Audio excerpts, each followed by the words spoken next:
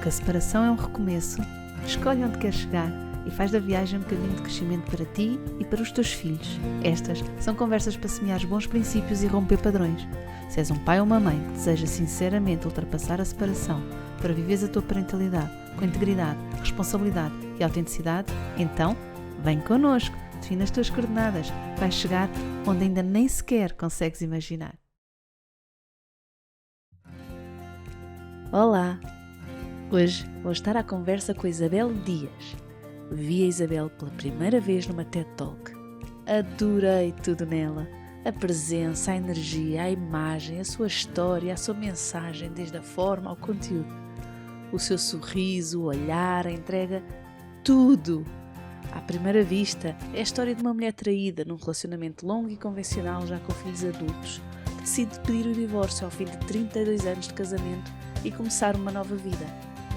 Mas quando ouvimos a Isabel, rapidamente percebemos que isso é só mesmo o que está à primeira vista, porque a sua história é uma narrativa de coragem e transformação, de descoberta, de amor e prazer, de desmantelamento de tabus e preconceitos. É um encontro consigo mesma. Pelo caminho, escreveu um livro erótico na primeira pessoa.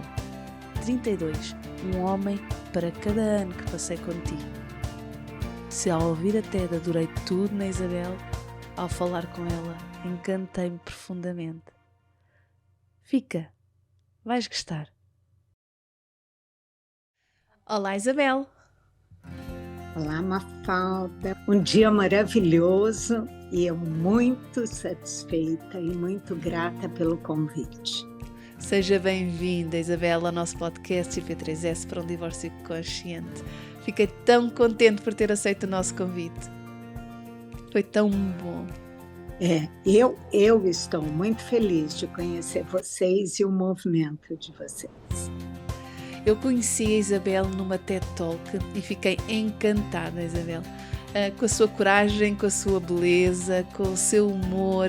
Fiquei mesmo encantada e então entrei em contacto, assim, uma esperança assim vaga que me respondesse e tive esta surpresa espetacular. Estou mesmo muito feliz por estarmos aqui juntas. Eu não deixo a falta de atender ninguém, porque eu acho que todo o meu processo foi mesmo para apoiar as mulheres, para mostrar. Então, isso me deixa muito feliz, muito feliz. Quem quer falar comigo, eu sou super acessível. Que bom, Isabel. Nós temos uma história super inspiradora de uma coragem absolutamente incrível. Coragem porque mudou radicalmente de vida e é preciso muita coragem para isso, não é? Também coragem porque não desistiu de continuar à procura de quem queria ser, como queria estar e numa fase já mais avançada na vida, não é? Portanto, não estamos a falar daquela procura dos adolescentes ou dos jovens adultos que ainda estão a procurar, mas numa fase mais madura da vida em que, olha, eu ainda tenho muita vida para viver, eu não quero ficar por aqui. Também essa coragem, não é? E depois de viver e de falar sobre a sexualidade, num contexto que é pouco convencional, de uma mulher que não está num relacionamento convencional, com o marido ou com um companheiro, não é? E que, portanto, quer viver a sua vida e a sua intimidade num contexto bastante diferente.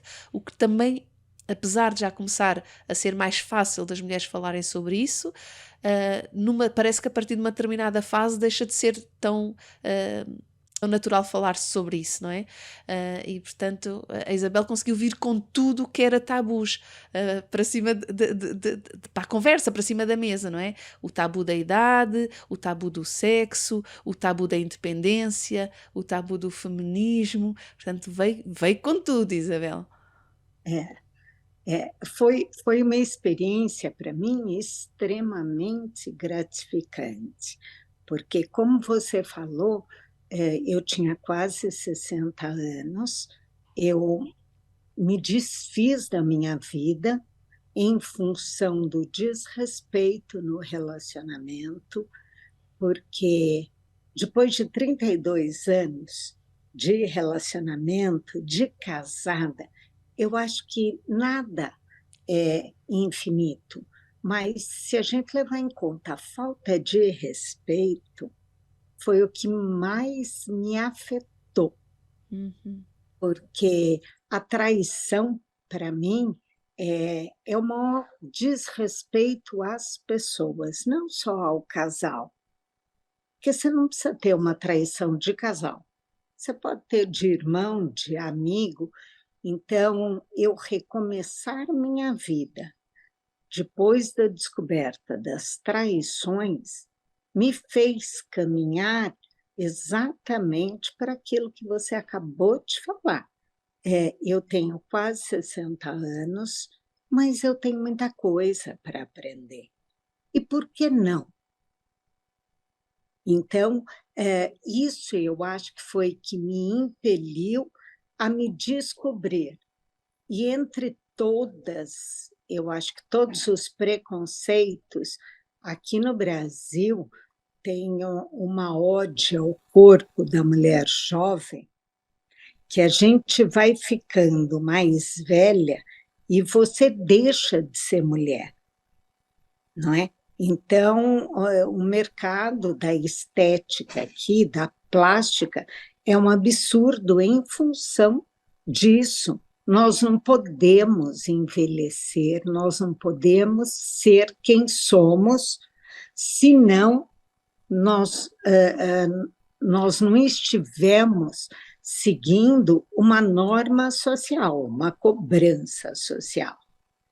E aí eu fui me redescobrir até no corpo, até perceber que não era o meu corpo que ia me limitar, ao contrário, meu corpo ia me dar. E a cabeça acompanha. E é o que você falou, se eu viver até os 80, minha mãe está com 92. Se eu viver até os 80, eu teria praticamente um terço da minha vida que eu iria me entregar para deixar de viver. E eu falei, não é isso que eu quero, não. E deu certo, e foi uma coisa boa e me deixa muito feliz, no sentido de eu olhar para a minha vida e falar, e eu que saí do casamento achando que estava tudo acabado, eu me reconstruí, tá certo? Na vontade de viver. E isso é muito bonito, né? É lindíssimo. É Isso lindíssimo. é bonito. É tão bonito, Isabel. Aqui, um dos grandes propósitos do podcast é partilhar com as pessoas a experiência vivida. E tendencialmente contamos a história, ou muitas pessoas contam a história do início, não é? E aqui o início da Isabel era um casamento convencional, de 32 anos, cartão postal, como costuma dizer, não é? Assim, um casamento de cartão postal, já com 3 filhos. Isso. Já que idade é que eles tinham quando se separou, Isabel? Criados os três, eles tinham quase 30 anos, 28 e 30, mas já estavam todos formados.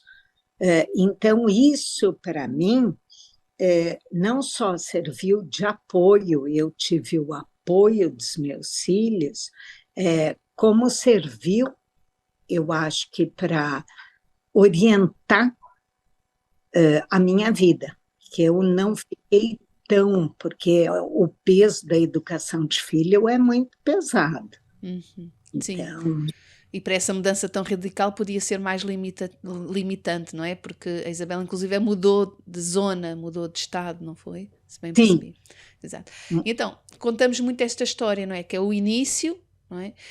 E um início que, neste caso, aqui com uma grande história, já apesar daquilo que é a estrutura familiar, daquilo que são os valores, uma história que às vezes também nos custa quando já vai longa e já fizemos muito investimento na nossa história, deixá-la ir e começar de novo, não é? Aquela aversão à perda, não é? E portanto contamos o início da história e contamos o fim, que é esta Isabel extraordinária que está agora aqui, não quer dizer que não fosse tão extraordinária, não é isto, Isabel, mas que agora se apresenta com esta capacidade toda de se reinventar e de se redescobrir, ok, o final, mas contamos pouco o caminho de uma coisa até a outra.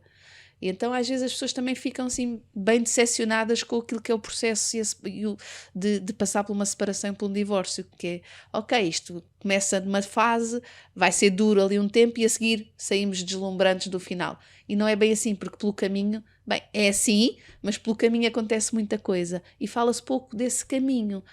E eu gostava de falar consigo, Isabel, desse caminho entre o que foi a separação e o que isso representou, e depois o que foi o caminho de se descobrir e de se reinventar.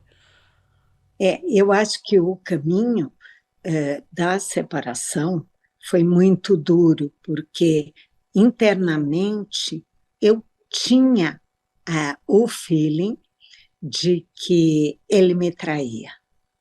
Mas eu tinha uma vida muito confortável, familiar, socialmente, financeiramente, que eu falava, ai, acho que eu não vou mexer. Então eu tinha um medo, uma insegurança, e quando aconteceu, eu tive que tomar uma atitude. E aí foi uma dor imensa, simplesmente porque eu não tinha um plano B. Eu não dizia, se acontecer. Então, a hora que eu me vi sem ele, sem o esteio, eu falei, meu Deus, e agora? Né? E foi quando eu fui muito levada, eu acho que até pelo coração, pela cabeça dos meus filhos, no sentido de que nós vamos sair daqui do interior, nós vamos para São Paulo, lá você tem condição de uma nova vida. E eu tinha tanta.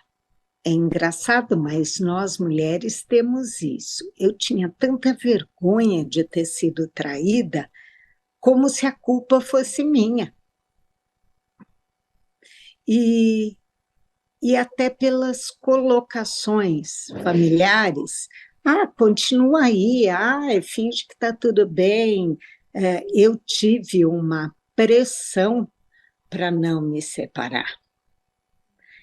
E aí eu me vi sem chão, morando numa cidade, numa megalópole como São Paulo, sem ter amigos, que meus amigos ficaram todos no interior, eu sou nascida e criada no interior.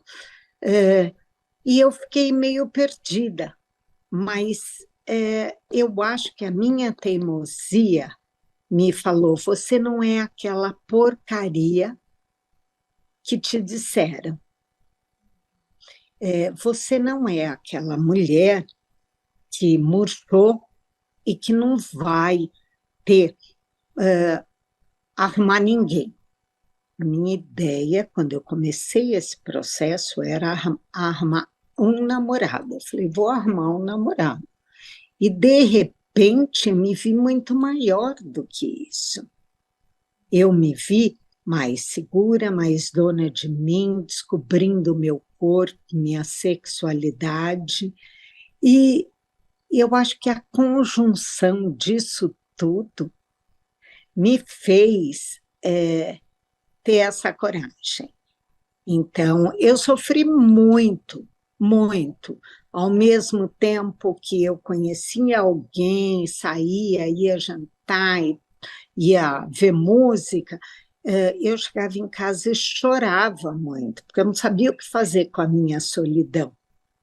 E eu fui descobrindo que eu adoro a minha solidão. Eu fui descobrindo que eu era outra pessoa e não aquela que se achava dependente de tudo. Então, a hora que eu fui reconstruindo essa base, porque isso demorou, não é assim, vou sair, não é? Dói muito, a gente sofre, a pressão social.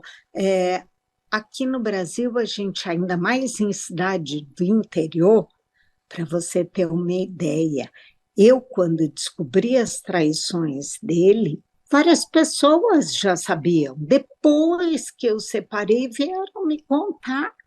Eu falava, então todo mundo sabia, só eu que não. E isso foi me ajudando até no sentido de botar no papel, porque eu tinha bons momentos, a hora que eu conversava com as pessoas na internet, que eu saía para jantar, que eu tinha um conhecido, que eu tinha uma experiência sexual, eu chegava em casa e botava tudo no papel. E escrevia, porque quando eu estivesse muito triste, eu ia lá ler e percebia que eu tinha sol na minha vida, que eu tinha momentos bons. E, e aí, mas eu escrevia tudo na terceira pessoa. Uhum. E eu nunca fui descrever.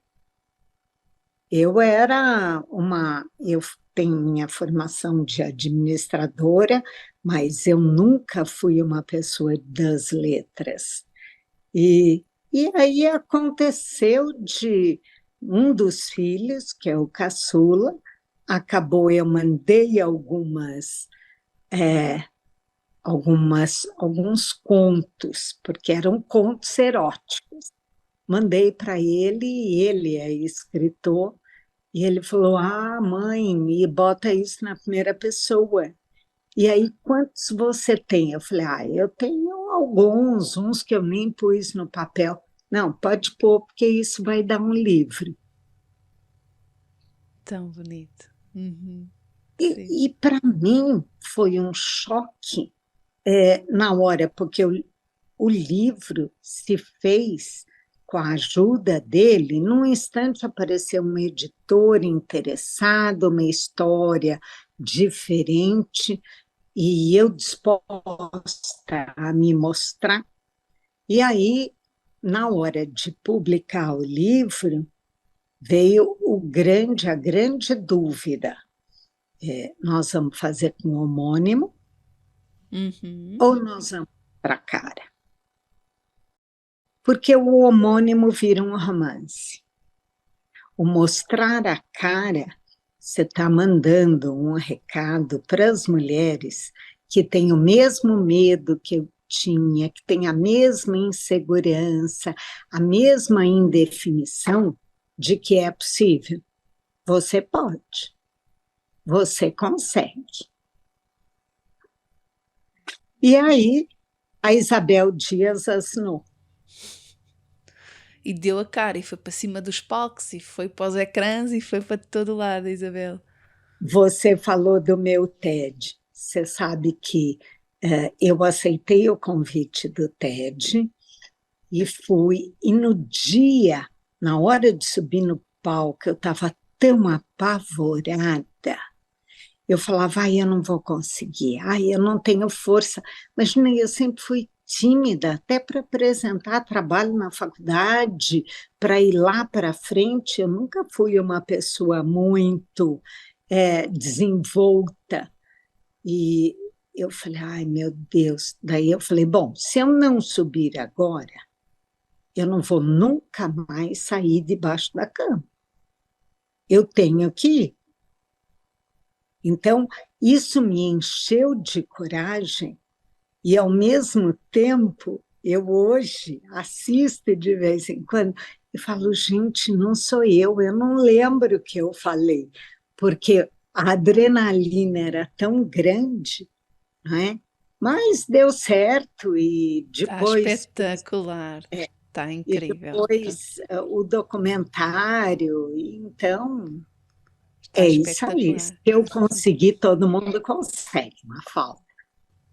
Isabel, eu fiquei ali na sua história, naquela parte em que descreve a vergonha que sentia e essa frase de eu não sou uma porcaria. De onde é que vem a ideia de que, ou de onde é que veio a ideia de que seria uma porcaria? De onde é que veio esta coisa da vergonha? É, eu acho que ao longo do tempo, e principalmente no processo de separação, nós demoramos quase 8 meses para assinar, porque depois da descoberta e tudo, ele não queria mais separar. Então, ele até propôs ficarmos no mesmo apartamento, cada um do seu lado, casados, tá certo? Para fazer de conta que está tudo bem. É, E ele chegou a me falar mais de uma vez, tá certo? Ah, você nessa idade, você não vai arrumar ninguém, porque você já está...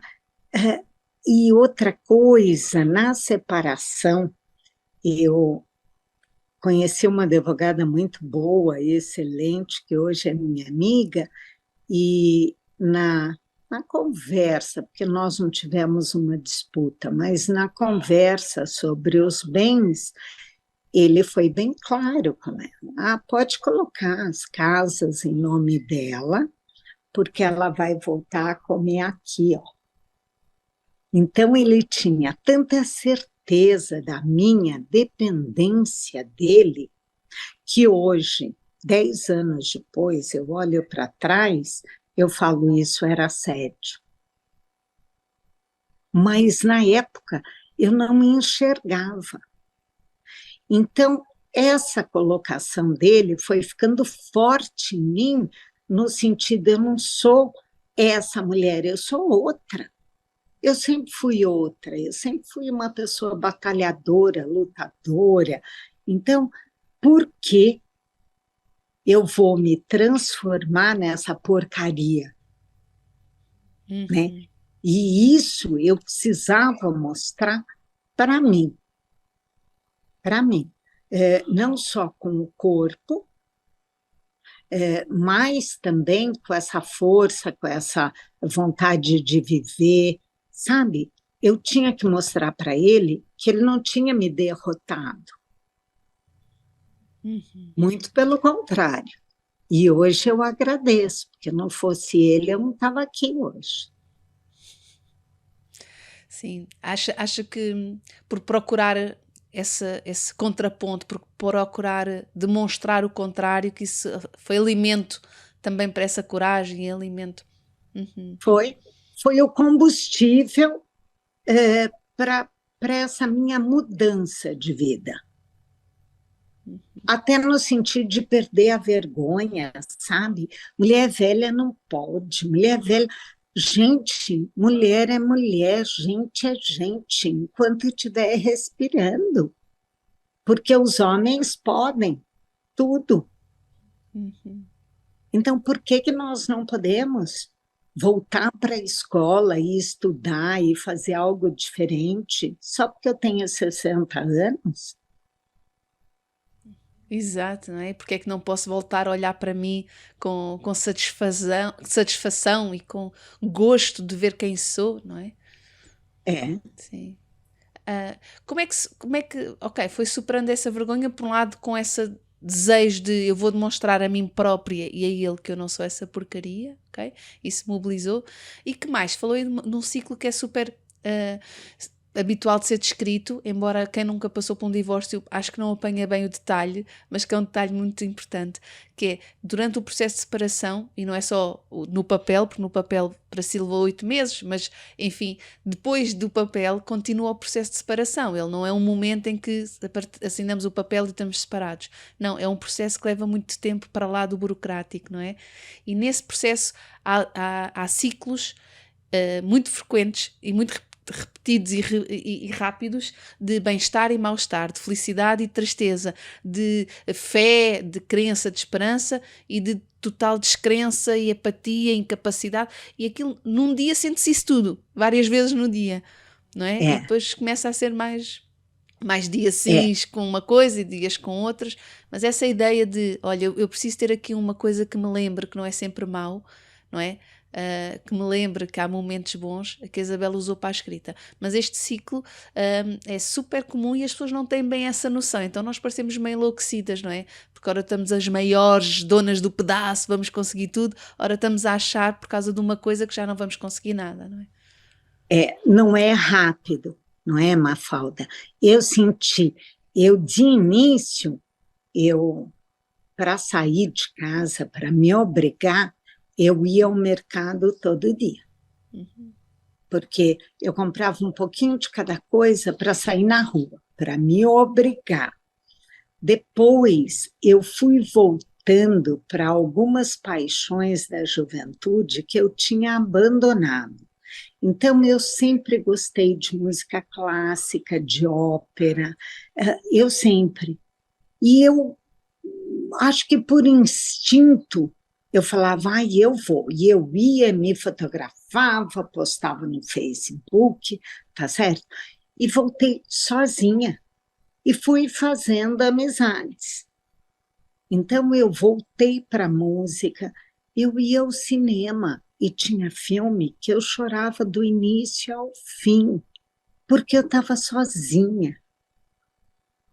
Aí eu fui até me habituando a comer fora, a sentar sozinha, coisa que na minha cidade a gente não conseguia fazer 10 anos atrás.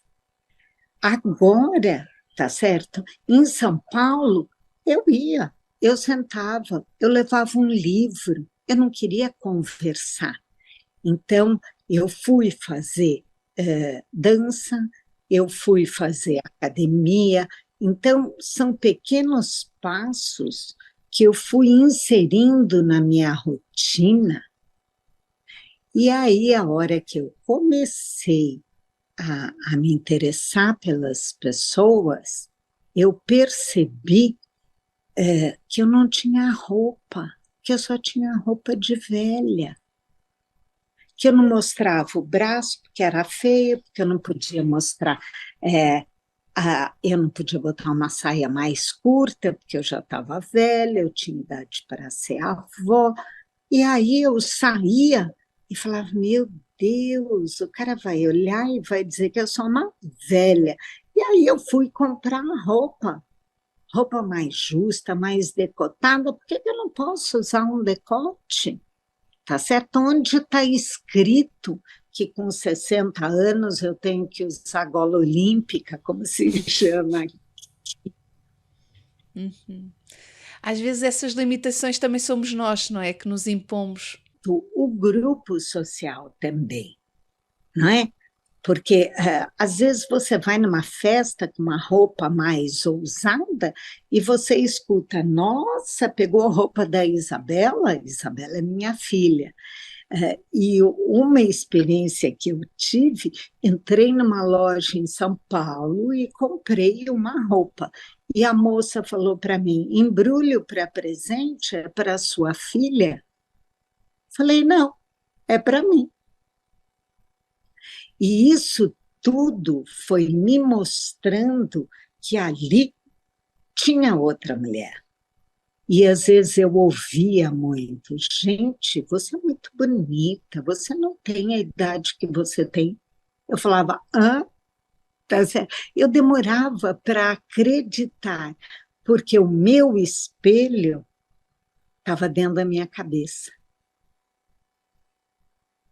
E aí eu fui me desfazendo dele e me aceitando. Gente, eu tenho hoje 67 anos, eu tive 3 filhos, sendo que os primeiros são gêmeos, então eu tenho celulite, eu tenho estria, eu tenho flacidez, mas isso hoje não me incomoda. Se eu quero vestir um biquíni, eu visto um biquíni. É esse o corpo que vai me acompanhar. E socialmente, a gente tinha aquela separação do ai, não vou mostrar, ai, gente, eu não sou espetaculosa, eu só quero ser feliz. Uhum. E continuar a desfrutar do corpo que temos, porque é só com esse que nós podemos ir para o mundo, não é? É com ele que eu vou morrer, tá certo? Você quer ser perfeita, e eu não tenho intenção de ser perfeita, eu quero mais é ser feliz. Sim, sim. E é com ele que vamos morrer e é com ele que vamos viver, e portanto, vamos lá a isso, não é? Vamos lá a isso. E criar-se também novos padrões de beleza, Isabel, não é? Porque se os padrões de Lógico, beleza que aparecem só têm 20 anos ou 25 anos, então e o resto da beleza? Dos 30, dos 40, dos 50, dos 60? Onde é que está essa beleza? Porque ela também existe. lógico. E depois, é assim, e o seu prazer? Você menopausou, mas você não morreu. Então, onde está? Não é esse o corpo que vai continuar te dando prazer? Ou você vai se enclausurar? Que aí é opção também. Acho que não tem certo e errado. Uhum. Exato. Cada um tem a sua escolha.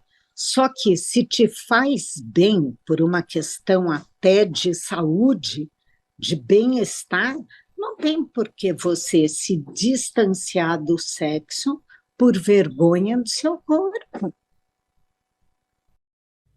Uhum. E como é que foi isso, Isabel? Redescobrir também o sexo, e a sexualidade, a intimidade, depois de um casamento longo, não é? Em que imagino, pela descrição que faz, que foi monogâmica e, portanto, que não teve outras experiências enquanto teve com o seu ex-marido. Como é que foi voltar ao contacto físico com outras pessoas, passado 30 e tal anos?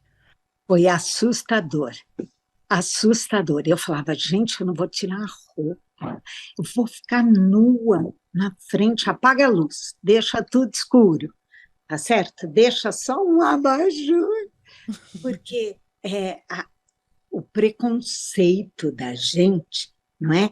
E os corpos que a mídia vende, que a TV vende, o cinema, são corpos perfeitos.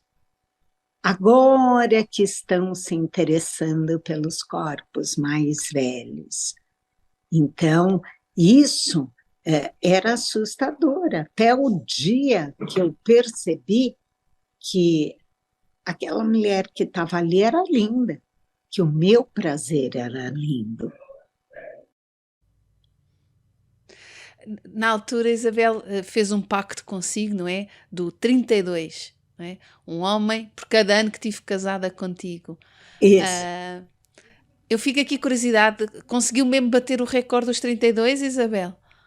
Olha, se você olhar, eu tive 32, mas nem todos da forma como pensam, porque teve muita gente que eu conheci dentro dos 32 e que não valia, não deu química. Então, uma coisa eu garanto para você, eu aprendi a liberdade do não. Não, não quero. Não, não vou. Tá certo? Ah, precisa. Não, não precisa nada. Na minha idade, sou eu que escolho o que eu quero e o que eu preciso.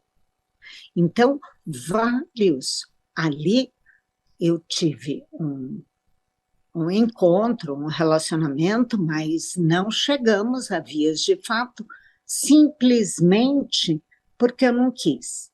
Então, essa liberdade eu descobri também velha, de Uhum. dizer vou sim, não, não vou, não, não vou fazer, eu faço o que eu quero.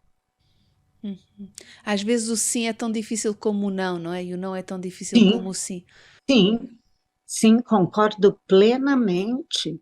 E num relacionamento longo, não tem uma vez que você não diga, não, não, não quero, estou cansado, tenho bebê chorando, tenho filho. Agora, se acabar, vamos. Agora, falar não é uma delícia. Sim, mas também se aprende, não é? A saborear a delícia de poder dizer que não. Não é uma coisa. Depende também da criação de cada um de nós. Há pessoas para quem dizer sim é difícil, há pessoas para quem dizer não é difícil. Conheço poucas pessoas que estejam à vontade com o sim e com o não. Parece que nos ajustamos mais a um ou mais a outro.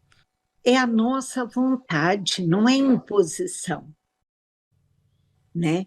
Então, isso me descobriu uma liberdade, uma independência que eu passei mesmo a fazer só o que eu queria. E um egoísmo. No sexo, eu acho que eu fiquei mais egoísta. Egoísta no sentido, primeiro, eu. Não vem com essa de rapidinho vai deitar, virar do lado, dormir. Não, senhor. Primeiro eu, depois o resto. Uhum. E neste momento, como é que acha, pensando que agora, ok, vimos aqui o meio, agora nesta fase da sua vida, acha que já chegou ao fim da história, Isabel? Já, já eu, quando eu acabei o livro, eu já encerrei a história. Foi uma catarse. E é engraçado porque a publicação do livro me falou, bom, agora você não precisa mais nada. Se você quiser, ótimo. Se não, não. Tá certo? Uhum. E, então, isso, para mim, foi bem satisfatório. Já namorei depois disso, já quase casei, não por vontade, porque queriam, mas eu achei que não era o momento. Então, foi tranquilo. Eu estou comigo, que é o mais importante. Não está só, não é? Não, Não. O que é tão bom da sua companhia, Isabel? olha, o bom da minha companhia é que eu posso fazer aquilo que eu quero, independente das vontades alheias. Eu quero ir cozinhar 2 horas da manhã, eu vou. Eu quero sentar e escrever 24 horas de pijama, eu faço. Eu não tenho essa obrigação em que a vida inteira eu tive hora, limite, sabe? Não tem. Uhum. Então, é isso. Eu quero começar a ler 3 livros e assistir um seriado, eu posso. Acho que o melhor da minha companhia é isso. Permite-se isso, a ir fazendo o que lhe apetece, o que lhe sabe bem, o que naquele Exato, momento é o que quer. exato. Uhum. Antes de saber estar tão bem consigo própria e de apreciar tão bem a sua companhia, o que era difícil em estar consigo? Ou o que é que podia ser mais difícil dentro do que. A dor. A dor era muito difícil. A solidão, a espera, sabe? A espera de chegar alguém, a espera do vamos fazer. Hoje eu não tenho essa espera, eu quero, eu vou lá e faço. Mas antes, enquanto eu estava no relacionamento e logo após a saída dele, eu tinha a esperança de acontecer alguma coisa para me mover. E hoje, quem me move sou eu. Hoje eu faço a minha esperança. Essa Isabel que estava nessa espera, não é? Que estava ali à espera de qualquer coisa que acontecesse. Como é que ela olharia para esta Isabel agora? Olha, eu olharia eu acho que com respeito pelo que ela viveu. Mas se eu pudesse dar um recado para ela, eu teria dito, 20 anos atrás, não tenha medo. Escolha na vida toda dá medo. A vida dá medo. Não tenha medo. Não dependa do medo para a vida. Acha que davam um abraço, vocês as duas? A Isabel dá 20 anos e a dois? É, é, Davam. com Tão certeza, bom, com tão certeza. bom, tão bom. Isabel, se esta história, se aquela história chegou ao fim na altura que fez a publicação do livro, que história é esta que está a viver agora? Agora eu estou vivendo a história de um momento, maturidade da Isabel.